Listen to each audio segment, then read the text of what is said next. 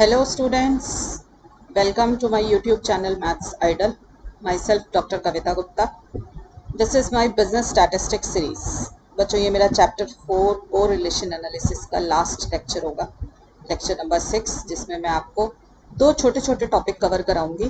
That is one is method of concurrent deviations and second is coefficient of determination. ठीक है, ये last lecture है इस chapter का बेटा. ठीक है, तो चलो स्टार्ट करते हैं. दोनों छोटे छोटे टॉपिक्स. तो देखो बेटा, पहले सीखेंगे हम ये कंकरेंट डेविएशन मेथड. मैं इससे पहले के लेक्चर्स में ना आपको बच्चों वो सिखा चुकी हूँ, काल्पियसन कोएफिशिएंट ऑफ कोरिलेशन और स्पीयरमैन रैंक कोरिलेशन कोएफिशिएंट. आज सीखना है हमें कंकरेंट डेविएशन मेथड. ये much simpler than both the methods. ठीक है, इससे पहले काल्पियसन जो आपने किया उससे काफ़ी ज़्यादा सिंपल मेथड है. इसमें हम सिर्फ ये देखते हैं कि डेविएशन जो आ रही है, एक टर्म से दूसरी टर्म पे जाने पे जो डेविएशन आ रही है वो पॉजिटिव है या नेगेटिव है, बस उसका साइन कंसीडर करते हैं, मैग्नीट्यूड कंसीडर नहीं करते हैं. तो आप पहले इसकी स्क्रीनशॉट ले लो फॉर्मूले का या प्रोसीजर का, उसके बाद मैं आपको सिखाती हूँ कि ये कैसे लगाया जाता है. ठीक है बच्चों, तो चलिए आ जाओ, क्वेश्चन में ही सीख लेंगे डायरेक्ट, ज़्यादा आसान रहेगा हमारे लिए. देखिए क्वेश्चन पे आ जाते हैं. Find the coefficient of concurrent deviations, या फिर ये आ जाता है use concurrent deviation method to find the correlation coefficient from the following data. ये डेटा बेटा आपको गिवन है, ये एक्स सीरीज और ये वाई सीरीज. सबसे पहले मैंने क्या किया, क्वेश्चन को उतार लिया टेबल की फॉर्म में. ठीक है, एक तरफ एक्स उतार लिया, एक तरफ वाई उतार लिया. अब बेटा क्या करना है, दो कॉलम बनाएंगे. एक तो dx का कॉलम बनाना है और एक dy का कॉलम बनाना है. dx में हम लिखेंगे कि डेविएशन कितनी थी एक्स सीरीज में, और dy में हम लिखते हैं डेविएशन कितनी आई आपकी वाई सीरीज के अंदर. तो देखो बेटा कैसे लिखनी है. पहली टर्म को कंपेयर, हर टर्म को ना उसकी पहली टर्म से कंपेयर करना है. तो फर्स्ट टर्म को तो उससे ऊपर कुछ है ही नहीं, तो किसी से कंपेयर नहीं कर पाएंगे, तो यहाँ तो क्रॉस लग गया, यहाँ तो कुछ नहीं आएगा. ठीक है, अब ये 92 है, 92 को 86 से कंपेयर करो. कैसे कंपेयर करना है, 92 माइनस 86 करके देखो पॉजिटिव आंसर आएगा या नेगेटिव आएगा. पॉजिटिव आएगा ना आपके पास आंसर, तो सिर्फ प्लस लिखना है आपको, माइनस करके कितना आ रहा है ये नहीं लिखना. ठीक है, ऐसे फिर नेक्स्ट आइटम थर्ड वाले का डिसीजन लेना है आपको. तो 57 माइनस उससे ऊपर वाला करके देखो, 57 में से 92 माइनस करेंगे नेगेटिव नंबर आएगा ना, तो नेगेटिव आ गया. मतलब हम क्या देखते हैं कि अगर वैल्यू नीचे जाते जाते कम हो रही है तो नेगेटिव साइन है, बढ़ रही है तो पॉजिटिव साइन है. अब जैसे देखो 73 है, 57 और 73 को देखो, 73 वैल्यू बढ़ गई है ना, 73 इज ग्रेटर देन 57 तो पॉजिटिव आंसर आएगा. ठीक है ना, ऐसे देखो 96 इज ग्रेटर देन 73 तो ये भी पॉजिटिव आएगा. ठीक है, अब 77 जो है ये लेस है 96 से, तो जब हम माइनस करेंगे तो नेगेटिव नंबर आ रहा है, तो नेगेटिव डेविएशन होगी. ठीक है, इस तरीके से माइनस करके सिर्फ प्लस माइनस का साइन देख लो कि कौन सा आएगा. तो अब 90 माइनस 77 करूंगी तो पॉजिटिव आ जाएगा, 52 माइनस 90 करेंगे नेगेटिव आएगा, 60 माइनस 52 पॉजिटिव है, 90 माइनस 60 पॉजिटिव है. ठीक है बच्चों, तो इस तरीके से हमने पहले सारी डेविएशंस निकालनी है. ठीक है, और ये पहली वाली जगह पे जगह छोड़ दो खाली. ठीक है, अब बेटा इसमें ना ये देख लो कितने प्लस साइन आए हैं. सिर्फ प्लस साइन लेते हैं, नेगेटिव साइन इग्नोर कर दो. जो प्लस वाली कोरिलेशन है ना, मतलब प्लस वाली डेविएशन है, उनको देख लो कितने प्लस साइन है. तो 1 2 3 4 और 5. ठीक है ना, कितने आए हैं, 1 2 3 4, नहीं 1 2 3 4 5 और एक 6 आए हैं मेरे पास. ठीक है ना, यहाँ पे पॉजिटिव डेविएशंस मेरी 6 आई हैं. तो कोई बात नहीं, हम dx dy में देखेंगे. अभी बस देखा है हमने कि कितने पॉजिटिव साइंस आए हैं. अब y सीरीज के पास आ जाओ बेटा, डेविएशन ऑफ y सीरीज निकालेंगे. तो देखो पहले की कोई एंट्री नहीं आएगी, खाली छोड़ दी जगह. अब नेक्स्ट देखो सेकंड से शुरू होता है, 21 माइनस 19 करेंगे तो पॉजिटिव आंसर आएगा. ठीक है, अब 17 माइनस 21 करूंगी तो नेगेटिव आएगा. फिर 17 माइनस 17 क्या आएगा बेटा, 0. ठीक है, फिर 20 माइनस 17 करूंगी तो पॉजिटिव है, 19 में से ये करूंगी तो नेगेटिव आएगा, फिर नेगेटिव आएगा, देन नेगेटिव. ये देखो छोटे है ना नंबर, नंबर छोटा है नीचे वाला अगर तो माइनस आएगा, नंबर नीचे वाला बड़ा हो जाता है तो पॉजिटिव आएगा. ठीक है ना, ये आ गया. ये हो गया बेटा मेरा डी वाई का कॉलम, जिसमें मैंने डेविएशन ऑफ वाई सीरीज लिख दी. अब आपको क्या करना है, कॉलम बनाना है dx dy, आपको मल्टीप्लाई करके लिखने हैं. ये देखो याद रखना, अगर सेम साइन है दोनों तरफ, dx और dy दोनों में सेम साइन है तो प्लस आएगा. अगर dx और dy दोनों में अपोजिट चीज आ रही है, ठीक है, तो माइनस साइन आएगा. वैसे भी आप कर सकते हो, देखो प्लस प्लस प्लस ही होता है मल्टीप्लाई करते समय. ठीक है, माइनस माइनस प्लस, प्लस और जीरो, जीरो के साथ कोई भी चीज आएगी तो माइनस आएगी.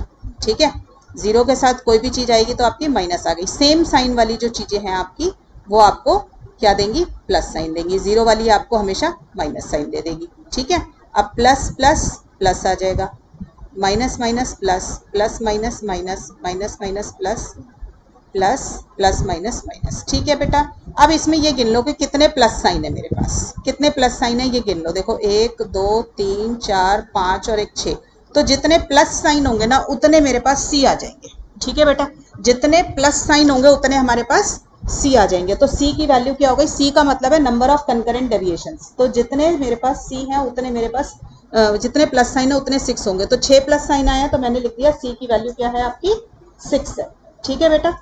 अच्छा, एक आपने याद रखना है कि जीरो को अगर जीरो के साथ जीरो आ जाए तो सेम हो गए, तो जीरो जीरो तो प्लस आएगा। ठीक है, मैं दोबारा बता देती हूँ। देखो जीरो के साथ जीरो के साथ प्लस आएगा, दोनों अपोजिट हो गए तो माइनस। जीरो के साथ माइनस आएगा, दोनों अलग अलग हो गए तो आपके माइनस। ठीक है, अगर जीरो के साथ जीरो आ जाएगा तो दोनों सेम साइन के हो गए तो आपका क्या आ जाएगा, प्लस आ जाएगा। ठीक है, तो बस ये देख लो कि सेम साइन है अगर तो आपका प्लस आएगा, अगर अपोजिट साइन है तो नेगेटिव आएगा।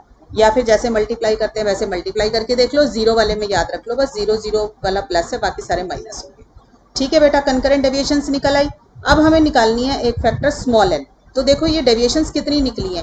पहले वाली टर्म की तो डेविएशन कभी निकलती नहीं है ना, क्योंकि उसको कंपेयर करने के लिए कोई आइटम नहीं होता। तो हम डेविएशन कितनी निकाल पाए, जितनी ऑब्जर्वेशन थी -1। तो स्मॉल एन निकालते हैं बेटा। स्मॉल एन का फॉर्मूला है कैपिटल एन -1। कैपिटल एन होती है नंबर ऑफ ऑब्जर्वेशन। तो ये नंबर ऑफ ऑब्जर्वेशन काउंट करो कितनी है, 1 2 3 4 5 6 7 8 9 और एक 10। 10 -1 कर देंगे तो कितना आ जाएगा, 9। तो मेरी कितनी ऑब्जर्वेशन हो गई, कितनी एन की वैल्यू हो गई, 9। ठीक है बेटा, उसके बाद ये फॉर्मूला लर्न करना पड़ेगा बेटा आप लोगों को। देखो इसको जरा ध्यान से, आर कोरिलेशन के लिए, क्योंकि कंकरेंट डेविएशन यूज कर रहे हैं तो नीचे लिख दिया सी। ठीक है, आर सी इक्वल टू, अब इधर देखो बाहर और अंदर दोनों तरफ अंडर रूट के प्लस माइनस साइन लगाना है। ठीक है, फिर फॉर्मूला सिंपल ही है 2c minus N upon N. ठीक है, 2c minus N upon N. अब देखो बेटा इसमें करना क्या है, c की वैल्यू आ चुकी है और n की वैल्यू आ चुकी है। हम वो वैल्यू सब्सटीट्यूट कर लेंगे। हमें बस ये देखना है कि प्लस माइनस में से कौन सा साइन लेना है। ठीक है, तो पहले क्या करो आप 2c ये वैल्यू डालो इसके अंदर, 2c माइनस एन निकालो एक बारी।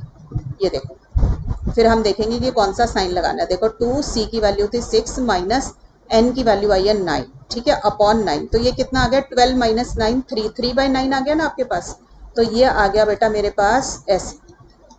अब ये देखो जो ये 2c माइनस एन की वैल्यू आती है ना, अगर ये ग्रेटर देन 0 है, अगर 2c minus N greater than 0 आता है आपके पास तो आपने टेक पॉजिटिव साइन। अगर ये पॉजिटिव आ रहा है तो आपको पॉजिटिव साइन लेना है। अगर 2c माइनस एन आपका लेस देन 0 आ रहा है तो you have to take negative sign. ठीक है, तो मेरे को इसमें 2c माइनस एन पॉजिटिव आ रहा है तो मेरा फाइनल आंसर क्या हो गया, बाहर भी पॉजिटिव साइन लेंगे और अंदर भी पॉजिटिव साइन लेंगे। तो मेरा आंसर आ गया प्लस प्लस 3/9 यहाँ पे। ठीक है, दोनों तरफ प्लस प्लस ले लेंगे। क्यों लिया है, क्योंकि 2c माइनस एन का साइन जो है वो ग्रेटर देन 0 आ रहा है। ठीक है बच्चों, तो ये ले लो बेटा इसका स्क्रीनशॉट, एक बारी टेबल का भी ले लो, ये लो।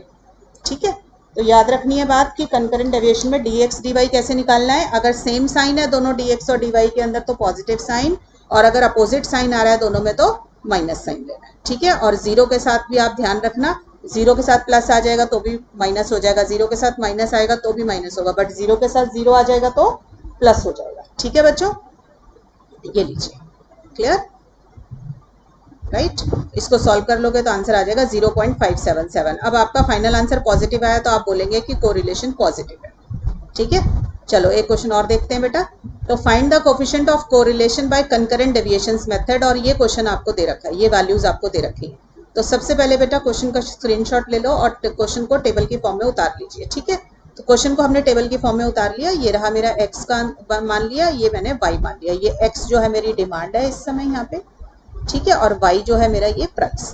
ठीक है बेटा, देखो अब क्या करना है बेटा, पहली वाली का तो निकलेगा नहीं आंसर, 112 का इसको छोड़ दिया। अब नेक्स्ट वाले को देखो, 125 को 112 से कंपेयर करेंगे, माइनस करूंगी तो पॉजिटिव आंसर आ जाएगा ना। 125 माइनस 112 पॉजिटिव आता है तो पॉजिटिव डेविएशन है।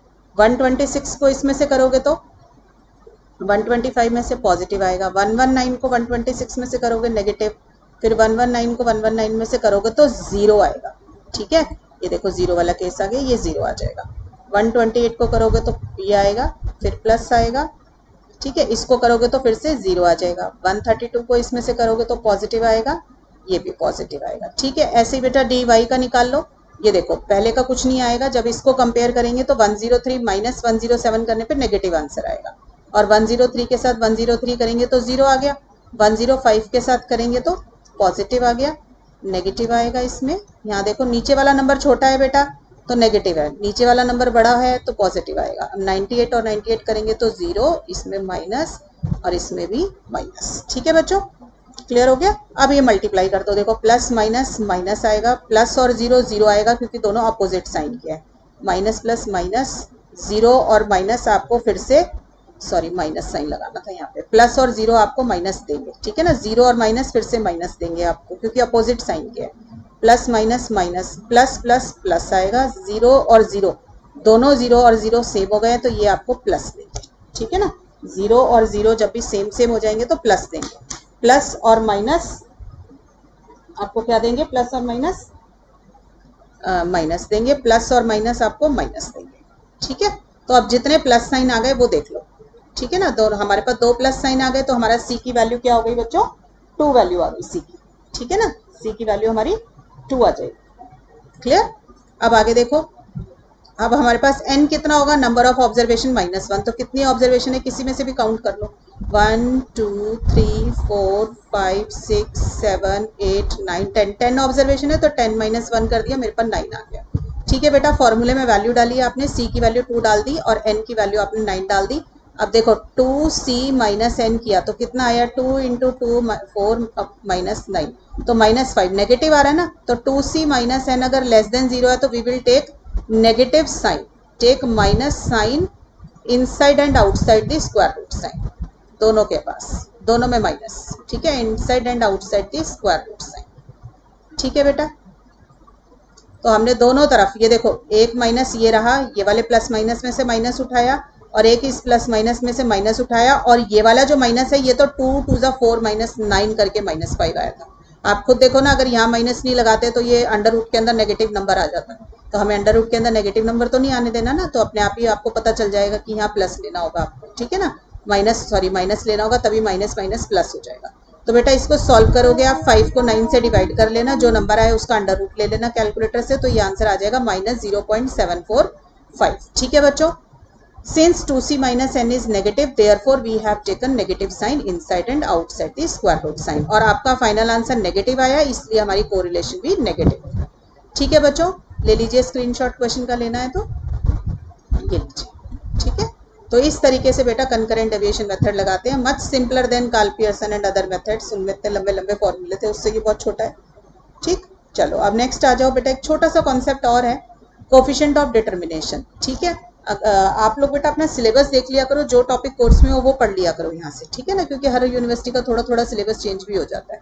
तो देखो बेटा, कोफिशिएंट ऑफ डिटर्मिनेशन क्या चीज है, जैसे आपने कोरिलेशन कोफिशिएंट आर निकाला, किसी भी मेथड से निकाला, कार्ल पियर्सन से निकाला या किसी भी मेथड से निकाला, जो कोरिलेशन कोफिशिएंट निकालते हैं ना आर, इसका अगर स्क्वायर कर दे तो बन जाता है कोफिशिएंट ऑफ डिटर्मिनेशन। ठीक है, तो coefficient of determination is defined as square of the correlation coefficient. ठीक है, तो इसका स्क्वायर करना है, मतलब Karl Pearson coefficient of correlation निकाला या कोई सा भी कोफिशिएंट निकाला, उसका स्क्वायर कर दोगे तो बन जाएगा कोफिशिएंट ऑफ डिटर्मिनेशन। इसको फिर किससे डिनोट कर देंगे हम, कोफिशिएंट ऑफ ये आर स्क्वायर से। ठीक है, इसको क्यों, क्या फायदा हुआ इसको बनाने का बेटा, इसका ना फिजिकल सिग्निफिकेंस ज्यादा होता है। क्या ज्यादा होता है, जब आपको r मिलता है 0.7, फॉर एग्जाम्पल देख लो आप, अगर आपको r मिला 0.7 तो ये हमें क्या क्या बताएगा, पॉजिटिव आंसर आया तो ये हमें बता देगा कि पॉजिटिव कोरिलेशन है। ठीक है ना, एक तो ये बता देगा, आंसर 0.5 से ज्यादा आया तो हमें पता चल जाएगा हाई डिग्री की कोरिलेशन है। ठीक है, अब बेटा हमें ये तो पता चल गया कि x और y जो दो क्वेश्चन में गिवन होते हैं वो दोनों पॉजिटिवली कोरिलेटेड है, मतलब x बढ़ेगा तो y भी बढ़ेगा, x कम होगा तो y भी कम होगा, और दूसरा हाई डिग्री की कोरिलेशन है उनके बीच में, की अच्छी खासी कोरिलेशन भी है। बट हमें ना ये नहीं पता चलता, अब आगे आप नेक्स्ट चैप्टर करोगे रिग्रेशन का, उसमें क्या होता है, जब हमें ये पता चल जाता है दोनों के बीच में रिलेशन है, तो हम ये देखते हैं कि x की वैल्यू चेंज होने पे y पे कितना फर्क पड़ता है, या y की वैल्यू चेंज होने पे x पे कितना फर्क पड़ता है, हम ये सीखना शुरू कर देंगे। तो अब आपको ना आर स्क्वायर जब आप इसका निकालोगे तो क्या आएगा, 0.49, ये आ गया। इसका मतलब 49% वैल्यूज जो थी ना, 49% टाइम्स जो था ना x और y दोनों या तो बढ़ रहे थे इकट्ठे या दोनों कम हो रहे थे, इसका मीनिंग ये आएगा आर स्क्वायर का। दोबारा से सुनिए, आर ने सिर्फ इतना बताया कि इनके अंदर पॉजिटिव कोरिलेशन थी और हाई डिग्री की थी। जब मैंने इसका स्क्वायर किया तो मुझे मिला 0.49, यानी कि 49% आ गया मेरा डेटा। इसका मतलब 49% वेरिएशन जो थी ना, मान लीजिए y डिपेंडेंट वेरिएबल है और x इंडिपेंडेंट है, तो 49% टाइम्स जो था ना, y की वैल्यू x की वजह से चेंज हो रही थी। ठीक है, ये मीनिंग है इसका। ठीक है, और बाकी के 51% टाइम्स फॉर y जो था x के ऊपर उतना डिपेंड नहीं कर रहा था जितना कि शो हो रहा था। ठीक है, तो देखो क्या मीनिंग है इसका। 49% of the variation in dependent variable has been explained by independent variable. ठीक है, कि मतलब y के ऊपर जो फर्क पड़ रहा था वो x की वजह से 49% टाइम्स पड़ रहा था। ठीक है, thus the coefficient of correlation is 0.7 when just half the variance of y is due to x। Half इसलिए लिख दिया क्योंकि 49% इज अप्रोक्सीमेटली इक्वल टू 50%। कि हमें ये तो पता चला कि हाई डिग्री की कोरिलेशन है, बट हमें ये पता चला कि जितनी, मान लो हमने 10 ऑब्जर्वेशन कलेक्ट करी थी तो उसमें से कोई 5 ऑब्जर्वेशन थी जो सही हमारे को रिजल्ट दे रही थी कि yes y is dependent on x. ठीक है, ये मीनिंग होता है। तो इसका जो है ना स्टैट्स में ज्यादा सिग्निफिकेंस होता है आर स्क्वायर का। जब डेटा साइंसेज वगैरह करोगे तो कोई सॉफ्टवेयर यूज करोगे ना, आर सॉफ्टवेयर वगैरह, तो उसमें आर स्क्वायर की वैल्यू निकलती है अपने आप। The maximum value of coefficient of determination is also unity. बेटा आर की वैल्यू आपको पता है मैक्सिमम 1 हो सकती है, उसका स्क्वायर करोगे तो भी 1 ही रह जाएगा। तो maximum value coefficient of determination की जो निकलेगी वो 1 ही निकलेगी। वो कब होगा? जब y टोटली एक्सप्लेन हो जाए x की वजह से, मतलब y के अंदर टोटल वेरिएशन जितनी भी आ रही है वो x की वजह से आ रही हो। तो it is possible to explain all the variation in y but not more than all of it. सारे से ज्यादा तो नहीं हो सकता भाई, एक चीज किसी के ऊपर 100% डिपेंड हो सकती है, उससे ज्यादा नहीं हो सकती। ठीक है, तो कोफिशिएंट ऑफ डिटर्मिनेशन को हम इस तरीके से भी लिख देते हैं। Coefficient of determination is explained variation upon total variation. अगर टोटल वेरिएशन 100 है तो जैसे 49% है ना, तो 49 ऊपर आ गया और नीचे 100 आ गया तो 49% बन गया। तो explained variation upon total variation ये भी बोलते हैं। ठीक है बेटा, जैसे आपने कोफिशिएंट ऑफ डिटर्मिनेशन निकाला ऐसे ही बन जाता है coefficient of non determination. Non determination क्या हो गया? जैसे ये 49% डिटरमाइन हुआ था तो 51% नॉन डिटरमाइन हो गया। ठीक है, तो नॉन डिटर्मिनेशन क्या हो गया? 1 माइनस कोफिशिएंट ऑफ डिटर्मिनेशन, यानी कि 1 माइनस आर स्क्वायर। ठीक है, अगर कोफिशिएंट ऑफ डिटर्मिनेशन आपका explained variation upon total variation था तो कोफिशिएंट ऑफ नॉन डिटर्मिनेशन क्या हो जाएगा? Unexplained variation upon total variation. ठीक है बेटा, फिर एक वर्ड और आ जाता है कोफिशिएंट ऑफ एलाइनेशन। ठीक है, एलियनेशन। इसके अंदर कुछ नहीं किया हुआ, जो कोफिशिएंट ऑफ नॉन डिटर्मिनेशन आपने ऊपर निकाला था उसका अंडर रूट ले लिया है बस, और कुछ नहीं। ठीक है, तो इसका अंडर रूट ले लेंगे तो आपका आ जाएगा, देखो कितने फॉर्मूले बन गए अब के का। के को अंडर रूट लोगे, इसका तो 1 माइनस आर स्क्वायर का अंडर रूट हो गया। अब 1 माइनस आर स्क्वायर क्या चीज थी आपकी? Explained variation. R square explained variation upon total variation थी, यही थी ना। तो एक तरीके से 1 माइनस एक्सप्लेन्ड अपॉन टोटल क्या होती है? अनएक्सप्लेन्ड। तो अनएक्सप्लेन्ड अपॉन टोटल वेरिएशन आ जाएगी आपके पास। ठीक है बेटा, तो ये सॉरी, हाँ, अनएक्सप्लेन्ड अपॉन टोटल वेरिएशन का अंडर रूट ले लो या फिर 1 minus explained variation upon total variation. ये सारे फॉर्मूले इसी के बन गए। ठीक है बेटा, सिंपल सिंपल बात याद रखना। हमने सबसे पहले आर निकालना सीखा जो कि कार्ल पियर्सन से सीखा। अगर उसका स्क्वायर कर देंगे तो बन जाएगा कोफिशिएंट ऑफ डिटर्मिनेशन। ठीक है, अगर 1 माइनस आर स्क्वायर कर देंगे तो बन जाएगा कोफिशिएंट ऑफ नॉन डिटर्मिनेशन। ठीक है, ये कोफिशिएंट ऑफ डिटर्मिनेशन, ये कोफिशिएंट ऑफ नॉन डिटर्मिनेशन, इसका अंडर रूट ले लो तो बन जाएगा कोफिशिएंट ऑफ एलाइनेशन। बस 3 चीजें याद करनी है। ठीक है, राइट। क्वेश्चन देखो कैसे आ जाता है, थियोरेटिकल सा क्वेश्चन आता है। अ कोरिलेशन कोफिशिएंट ऑफ 0.5, तो ये क्या मिला हुआ है हमें? आर की वैल्यू मिली हुई है। कोरिलेशन कोफिशिएंट लिख दिया ना, तो इसका मतलब आर 0.5 है। Does not mean that 50% of the data are explained. Comment, वो कह रहा है 0.5 है, अगर मैं इसको 100 से मल्टीप्लाई करूंगी तो 50% आ जाएगा। तो वो कह रहा है इसका मीनिंग ये तो नहीं है कि 50% डेटा एक्सप्लेन हो गया। इसके ऊपर कमेंट करो।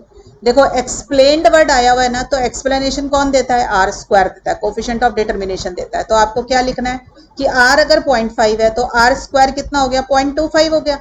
इसका मतलब 25% वेरिएशन एक्सप्लेन्ड थी आपकी। 25% वेरिएशन इज एक्सप्लेन्ड, ये मीनिंग है इसका। उसने लिखा 50%, 50% नहीं हो सकती, 25% एक्सप्लेन है। ठीक है, मतलब 25% टाइम्स जो था ना वेरिएशन जो थी y के अंदर वो x की वजह से आ रही थी, ये मीनिंग है इसका। It means that 25% of the variation in y is explained by the variation in x। ठीक है बेटा, ये वैसे थोड़ा सा ना आपको नेक्स्ट चैप्टर में जाके ज्यादा अच्छे से समझ आएगा रिग्रेशन में, क्योंकि वहां पे आप x के ऊपर कितना फर्क पड़ रहा है y से और y पे क्या चेंज आता है x की वजह से वो निकालते भी हो। ठीक है, तो हमें ये पता चला कि जितनी हमने ऑब्जर्वेशन कलेक्ट करी थी उसमें 100 में से 25% टाइम्स जो था हमारे रिजल्ट्स ठीक आ रहे थे कि जो y है वो x की वजह से चेंज हो रहा था। ठीक है, ये मीनिंग है इसका। r की वैल्यू सिर्फ इतना बता रही थी कि हाई डिग्री की कोरिलेशन है, परफेक्ट कोरिलेशन है, पॉजिटिव है या नेगेटिव है, इस टाइप की चीजें बता रही थी। ठीक है बच्चों, तो यहाँ पे बेटा मैंने दोनों छोटे छोटे टॉपिक्स थे आपके, कंकरेंट डेविएशन का और एक कोरिलेशन कोफिशिएंट का, मैंने ये दोनों आपके कवर कर दिए हैं क्वेश्चन, ये जो है टॉपिक्स। अब ये चैप्टर हमारा अच्छे से कंप्लीट हो गया। अब नेक्स्ट चैप्टर स्टार्ट करेंगे नेक्स्ट क्लास के अंदर, रिग्रेशन का। That is a very very important chapter. तो आप लोग अपना सिलेबस देख लेना, जिसके सिलेबस में रिग्रेशन का चैप्टर हो वो नेक्स्ट वीडियो समझ लेना। ठीक है बच्चों, टिल देन बच्चों पढ़ाई करते रहें। All the best.